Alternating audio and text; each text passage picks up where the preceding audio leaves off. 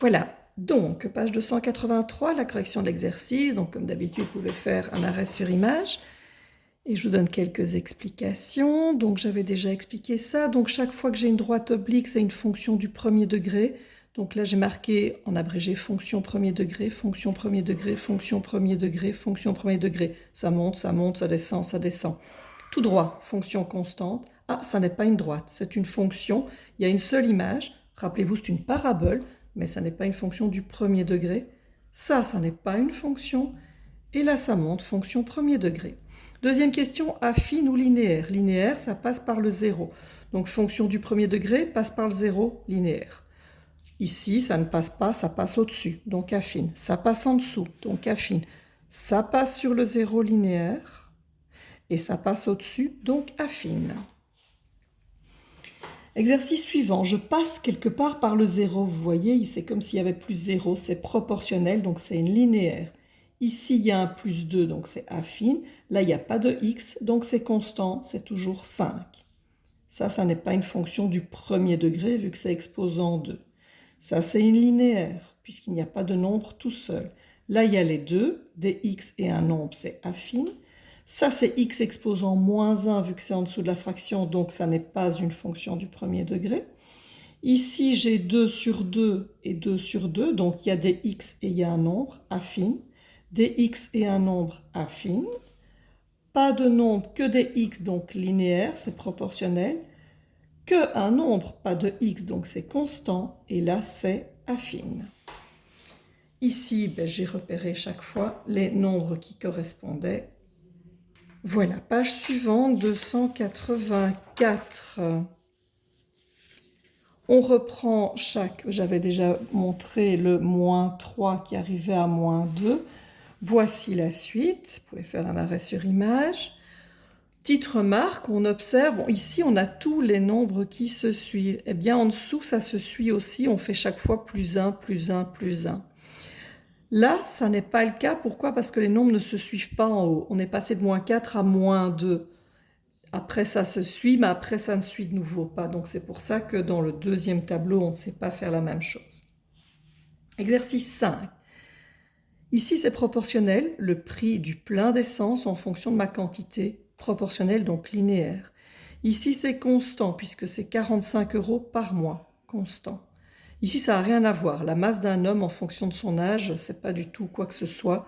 C'est aléatoire. Ça n'est pas une fonction. Ici, je prends une mise en charge de 2,50 € plus à laquelle il faut ajouter le prix. Donc ça, c'est affine. Et ici, la température en fonction de l'heure, c'est aléatoire. Ça n'est pas fixé d'une manière précise. Exercice 6, j'ai entouré ceux qui étaient bons. Il y en a à chaque fois 2 qui sont bons et 2 qui sont mauvais. Exercice 7, il fallait remplacer le x et le y comme j'ai montré.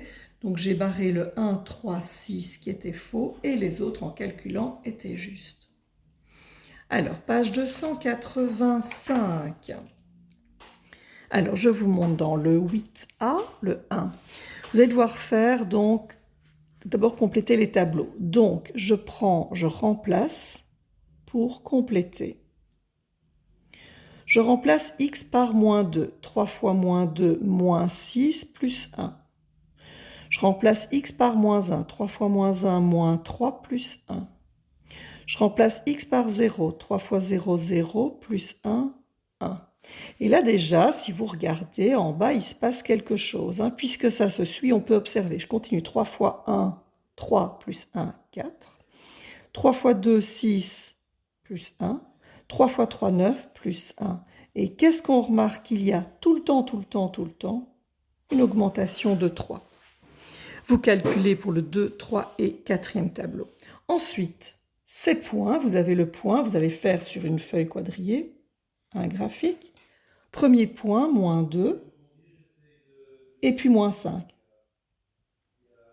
Ça donne un point. Puis moins 1, moins 2. Ça donne un point. Et vous allez après relier tous ces points pour le 1. Même chose pour le 2, le 3 et le 4. Vous tracez cela. Alors, combien de points sont nécessaires pour tracer une fonction? Donc, vous voyez ici, on aura 1, 2, 3, 4, 5, 6 points. Je les mets à peu près au hasard et vous reliez. Combien de points est-ce qu'il faut? Ben, on n'a pas besoin de 6 points, il suffit de 2 points. Donc dans l'exercice d'en dessous, vous n'êtes pas obligé de faire un aussi long tableau, vous pouvez faire un tableau juste avec 2 points. Alors le 0 et le 2, c'est vous qui choisissez. Ici, ils avaient fait moins 3, moins 2, moins 1. Vous voyez qu'ici, ils ont fait moins 4, moins 2, moins 1. On prend ce qu'on veut, mais comme on sait qu'on ne peut choisir que 2 points, ça suffit, on prend juste 2 points. Donc, je refais la même chose pour le 1. Vous devez faire votre tableau vous-même. Je remplace par 0. 0 plus 1. Je remplace par 2, moins 2 plus 1, moins 1. Vous avez donc le point 0, 1, 2, moins 1, sur un graphique, sur une feuille quadrillée. Et là, vous allez avoir 6 droites à tracer après avoir fait les 6 tableaux. Page 286, ça va plus vite, hein. Vous prenez le tableau, j'ai marqué ici tableau numéro 1, il va avec laquelle des fonctions, vous reliez fonction numéro 1, 2 ou 3, et avec quel graphique, 1, 2 ou 3, vous pouvez mettre ça comme ça ou relier sur votre feuille. Page 287, là vous allez faire l'activité A et B, et le reste on fera ensemble demain. Bon après-midi!